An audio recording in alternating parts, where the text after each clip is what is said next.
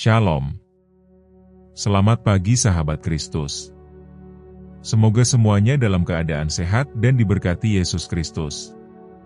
Sebelum kita berdoa, mari luangkan sejenak untuk mendengarkan firman Tuhan. Kemudian kita akan berdoa bersama. Alkitab berkata dalam 2 Timotius 3 ayat 1-5 berkata, "Tetapi ketahuilah bahwa pada hari-hari terakhir akan datang masa yang sukar.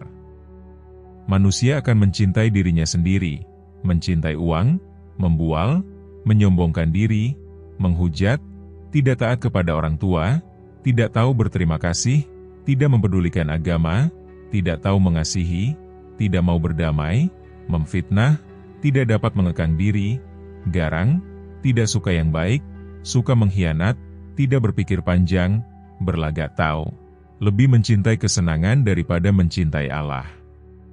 Secara lahiriah mereka menjalankan ibadah mereka, tetapi pada hakikatnya mereka memungkiri kekuatannya. Jauhilah mereka itu. Firman ini ditulis ribuan tahun yang lalu, namun ketika kita membacanya hari ini, terasa sangat relevan. Seolah ditulis untuk zaman kita. Kita hidup di masa ketika tanda-tanda peringatan yang Paulus gambarkan kepada Timotius bukan lagi sekadar perilaku langka, melainkan sudah dinormalisasi. Mari kita renungkan lebih dalam. Paulus berkata, manusia akan mencintai dirinya sendiri. Bukankah itu menggambarkan dunia saat ini? Kita diajarkan untuk mengejar cinta diri dan ekspresi diri di atas segalanya, bahkan jika itu mengorbankan kerendahan hati, pengorbanan, atau kebenaran.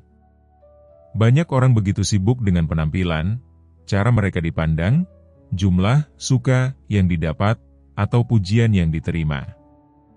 Namun, sangat sedikit yang bertanya, apakah aku berkenan di hadapan Tuhan?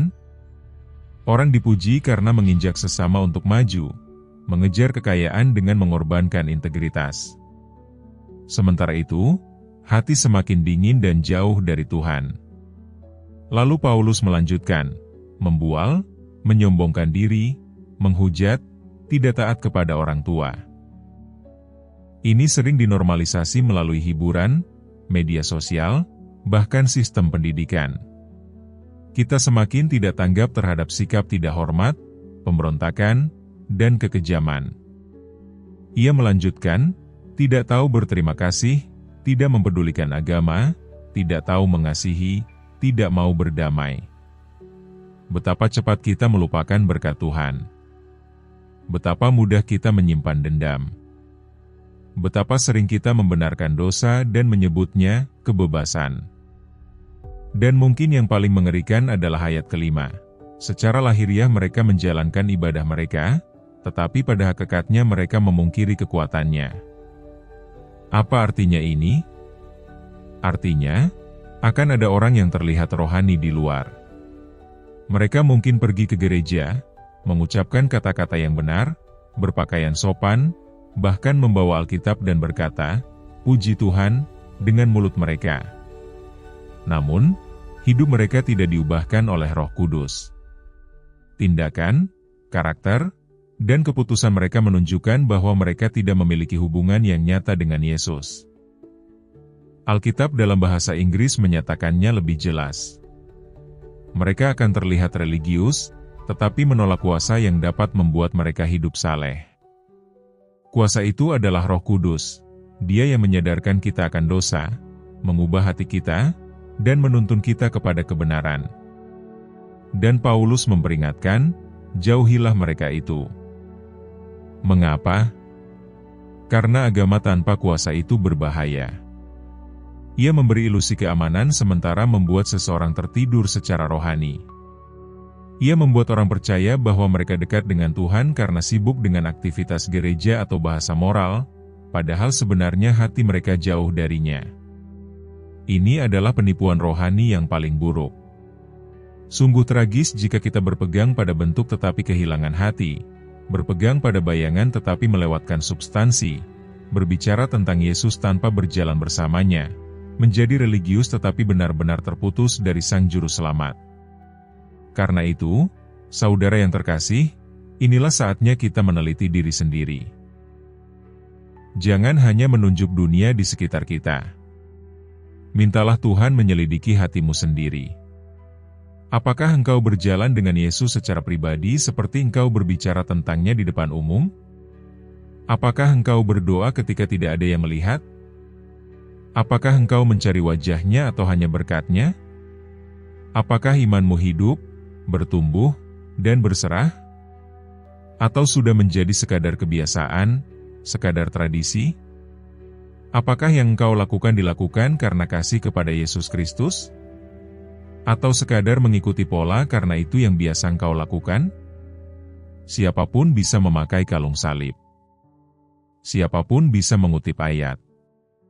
Siapapun bisa datang ke gereja. Tapi bagaimana dengan hatimu? Apakah ada keintiman sejati antara engkau dan Tuhan? Karena ukuran imanmu tidak ditemukan dalam penampilanmu di depan umum, melainkan dalam penyembahanmu secara pribadi. Kemerosotan rohani tidak selalu terjadi dengan cara yang keras dan jelas. Seringkali terjadi perlahan. Satu kompromi demi satu kompromi, satu doa yang diabaikan, satu saat teduh yang dilewati, satu dosa yang tidak diselesaikan, dan sebelum sadar, hatimu sudah menjauh. Engkau masih mengucapkan kata-kata yang benar, tetapi api itu sudah padam. Pelitanya masih menyala, tetapi minyaknya hampir habis. Tapi ada harapan. Yesus tidak memanggilmu untuk berpura-pura sampai berhasil. Dia tidak memintamu untuk berlaku lebih rohani daripada dirimu yang sebenarnya. Dia memanggilmu untuk kembali, untuk menanggalkan topeng, untuk jujur, untuk menyerahkan seluruh hatimu, pikiranmu, waktumu, keputusanmu. Dia tidak menginginkan penampilanmu, Dia menginginkan hadiratmu. Dia tidak membutuhkan kesempurnaanmu, Dia menginginkan pertobatanmu. Mungkin engkau sudah menjauh. Mungkin hatimu sudah dingin. Tetapi kasih karunia Yesus cukup kuat untuk menjangkaumu tepat di tempatmu sekarang. Dia masih mengetuk. Dia masih memanggil. Dan Dia masih memulihkan. Karena itu, aku mendorongmu hari ini. Jangan puas dengan agama yang kosong. Jangan puas hanya dengan bentuk kesalehan. Berteriaklah untuk yang nyata. Mintalah kuasa Roh Kudus untuk menyalakan hatimu kembali. Biarkan Dia menghancurkan kesombonganmu, melunakkan hatimu, dan menarikmu kembali ke dalam persekutuan yang dalam dengannya. Karena pada akhirnya, ketika engkau berdiri di hadapan Tuhan, tidak akan penting berapa banyak acara gereja yang kau hadiri, seberapa rohani penampilanmu, atau seberapa moral dirimu terlihat. Yang penting adalah, apakah engkau mengenalnya? Apakah engkau berjalan dengannya? Dan jika jawabanmu hari ini tidak pasti, bertobatlah. Selagi masih ada waktu, kembalilah kepada Yesus Kristus. Sekarang, mari kita berdoa bersama. Bapa Surgawi, ampuni aku untuk saat-saat ketika api dalam diriku redup. Ampunilah ketika kerinduanku akan hadirat-Mu memudar menjadi rutinitas. Jika pernah ada masa dalam hidupku di mana aku lebih bergairah, lebih berserah, lebih lapar akan-Mu daripada hari ini, ya Tuhan, hidupkanlah aku kembali. Tiupkan kehidupan baru ke dalam jiwaku. Biarkan bara di hatiku menyala lagi hingga aku terbakar dengan gairah kudus untuk-Mu. Bapa, aku meminta, hidupkan kembali imanku. Tiupkan angin segar dalam doa-doaku. Jangan biarkan aku berdoa sekadar karena kebiasaan, tetapi karena kasih. Biarlah doaku hidup dengan pengharapan. Nyalakan lagi kerinduan yang dalam-dalam rohku, kerinduan yang membuatku berlari mengejar-Mu dengan segenap hatiku. Hidupkan lagi keinginanku untuk dekat dengan-Mu. Hidupkan lagi keinginanku untuk duduk di kaki-Mu dan mendengar. Hidupkan lagi keinginanku untuk membuka firman-Mu dan benar-benar mendengar suara-Mu. Tuhan, aku meminta agar Engkau membangkitkan sesuatu dalam diriku yang tidak bisa dipadamkan dunia. Tolonglah aku untuk tidak menjadi lelah dalam berbuat baik, bahkan ketika hasilnya butuh waktu, bahkan ketika tidak ada yang melihat pekerjaanku dalam diam. Sebab Engkau berjanji dalam Galatia 6 ayat 9. Pada waktunya kita akan menuai, jika kita tidak menjadi lemah. Karena itu, aku berpegang pada janji itu. Aku percaya bahwa aku sedang menabur untuk sesuatu yang kekal, untuk tuaian yang tidak hanya memberkatiku sementara, tetapi yang akan mengubah rumahku, memengaruhi keluargaku, dan berdampak bagi generasi-generasi. Aku menyatakan iman atas hatiku sendiri. Benih yang kutabur dengan air mata akan bertumbuh dalam sukacita. Hujan surga sedang datang dan akan turun atas setiap tempat yang kering dan lelah dalam hidupku. Tuhan Yesus, aku meminta agar Engkau membawa kebangunan rohani dalam hatiku. Bawa kebangunan dalam rumahku. Bawa kebangunan dalam setiap area hidupku di mana aku membiarkan kompromi atau kelesuan menyusup. Aku mengaku, kadang aku jatuh ke belakang karena beban dunia ini terlalu berat. Aku lelah. Aku terluka. Aku menjauh. Tetapi Roh Kudus, aku meminta sekarang, panggillah aku kembali. Sadarkan aku. Guncangkan rohku. Bangkitkan hatiku. Berikan aku keberanian untuk bertobat dan kembali. Tolonglah aku untuk berlari kembali kepada Yesus. Tuhan, sembuhkan tempat-tempat dalam diriku yang telah terluka dan hancur. Buatlah aku utuh lagi. Aku tidak ingin hidup dalam kekalahan. Aku ingin berdiri kuat lagi. Karena itu, aku meminta-Mu, ya Tuhan, kuatkan kakiku untuk berjalan lagi. Kuatkan tanganku untuk bertarung lagi. Jangan biarkan aku mundur, tetapi maju selangkah demi selangkah, satu doa demi satu doa. Tolonglah aku, Roh Kudus, untuk berjuang dalam pertandingan iman, 1 Timotius 6 ayat 12. Tolonglah aku untuk terus maju bahkan ketika sulit. Tolonglah aku untuk bertahan bahkan ketika jawaban tidak segera datang. Firman-Mu dalam 1 Petrus 2 ayat 2-3 berkata, "Dan jadilah sama seperti bayi yang baru lahir, yang selalu ingin akan air susu yang murni dan yang rohani, supaya olehnya kamu bertumbuh dan beroleh keselamatan, jika kamu benar-benar telah mengecap kebaikan Tuhan." Tuhan, aku telah mengecap kebaikan-Mu. Aku telah melihat kesetiaan-Mu, dan aku menginginkan lebih dari-Mu. Lebih dari yang dunia tawarkan, lebih dari yang uang bisa beli. Aku ingin bertumbuh dalam ketaatan, kekudusan, keintiman dengan-Mu. Aku ingin terus maju dalam imanku. Biarlah perjalananku bersama-Mu terus berkembang, semakin dekat sampai hari yang mulia ketika aku akhirnya melihat-Mu berhadapan muka, ya Raja Yesus. Dan Bapa, jika ada berhala dalam hidupku, robohkanlah. Usirlah. Sinarilah terang-Mu ke tempat-tempat tersembunyi dalam hatiku.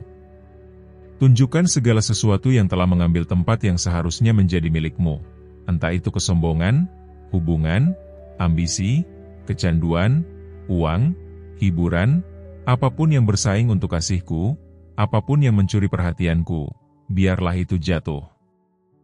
Biarlah itu disingkirkan. Firman-Mu dalam Keluaran 20 ayat 3-5 menyatakan, "Jangan ada padamu Allah lain di hadapanku. Jangan membuat bagimu patung yang menyerupai apapun yang ada di langit di atas, atau yang ada di bumi di bawah, atau yang ada di dalam air di bawah bumi. Jangan sujud menyembah kepadanya atau beribadah kepadanya, sebab aku, Tuhan, Allahmu, adalah Allah yang cemburu. Karena itu, ya Tuhan, aku berkata, ambillah hatiku. Ambillah kesetiaanku. Ambillah penyembahanku. Aku tidak akan sujud kepada apapun yang lain. Aku tidak ingin hidup dengan kasih yang terbagi. Aku tidak ingin melayani-Mu setengah hati. Aku ingin sepenuhnya berserah. Aku ingin Engkau memerintah dalam pikiranku yang tersembunyi, dalam keputusanku sehari-hari, dalam motivasiku yang rahasia. Sucikan aku, Tuhan. Bersihkan aku dari dalam keluar. Selidikilah aku, ya Allah, dan kenalah hatiku, ujilah aku dan kenalah pikiran-pikiranku. Lihatlah, apakah jalanku serong, dan tuntunlah aku di jalan yang kekal. Mazmur 139 ayat 23-24.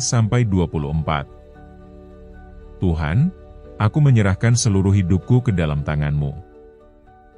Engkau memiliki fokusku. Engkau memiliki waktuku, perhatianku, penyembahanku. Aku tidak akan mengidolakan apapun atau siapapun. Aku tidak akan sujud kepada materialisme, perbandingan, atau pendapat orang lain. Berikanlah aku kasih karunia, ya Tuhan, untuk hidup yang kudus dan berkenan kepadamu. Aku menolak setiap benteng yang mencoba meninggikan diri di atas-Mu. Aku meletakkan semuanya di kaki-Mu, dan sebagai gantinya, aku menerima damai sejahtera-Mu, hadirat-Mu, kuasa-Mu. Karena itu, Bapa, aku memuliakan nama-Mu. Aku meninggikan Engkau. Aku menyatakan bahwa hanya Engkau yang layak disembah, dihormati, dan dipuji. Terima kasih, Tuhan, karena mendengar doaku. Terima kasih karena memberiku kesempatan lagi untuk kembali kepadamu. Dalam nama Yesus yang perkasa dan berharga, aku berdoa. Amin. Jika doa ini menyentuh hatimu, tulis "Amin" sebagai tanda iman. Aku berdoa agar setiap berkat dalam doa ini sekarang ada atasmu dalam nama Yesus. Dan jika engkau membutuhkan doa khusus, jangan ragu untuk memberitahu kami di kolom komentar. Kami akan mendoakanmu. Kasih karunia dan damai sejahtera Tuhan Yesus Kristus menyertaimu senantiasa.